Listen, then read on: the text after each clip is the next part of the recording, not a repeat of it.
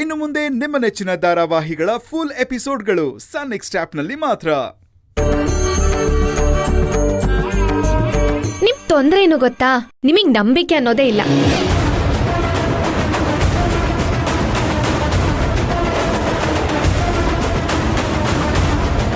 ಚಿಕ್ಕವಳು ತರ ಇರಬೇಕು.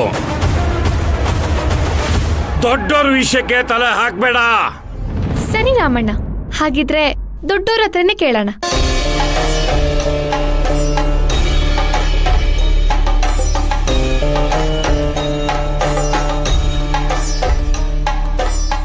ಗುರುಗಳೇ, ನಮ್ ಗುಡಿ ಬಗ್ಗೆ, ನಮ್ ಬನಶಂಕರಮ್ಮನ್ ಬಗ್ಗೆ ನಿಮ್ಗಿಂತ ಚೆನ್ನಾಗಿ ಬೇರೆ ಯಾರಿಗೂ ಗೊತ್ತಿಲ್ಲ.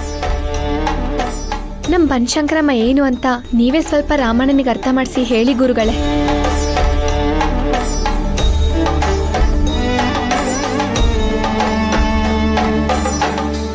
ನಾನೂರು ವರ್ಷಗಳ ಹಿಂದೆ ಹಸಿರಾಗಿರಬೇಕಾಗಿದ್ದ ನಮ್ಮ ಊರಿನ ಭೂಮಿ ಬರಡಾಗಿತ್ತು.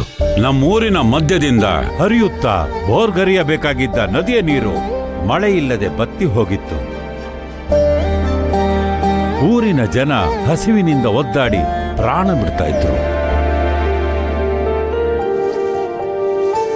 ಒಬ್ಬ ಭಕ್ತ ಬಂದು ಅನ್ನದ ಭಿಕ್ಷೆ ಬೇಡ್ಕೊಂಡು ಅವನ ಇಷ್ಟ ದೇವತೆ ಬನಶಂಕರಿ ದೇವಿಗೆ ಕೈ ಮುಗಿದು ಬೇಡ್ಕೊಂಡ.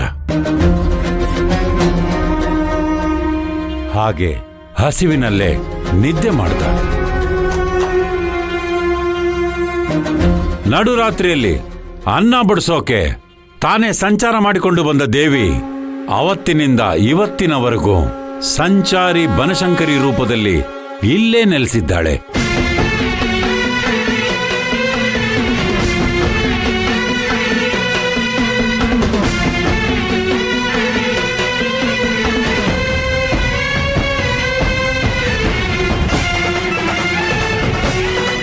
ಗುರುಗಳೇ, ಅಂತ ಅಮ್ಮ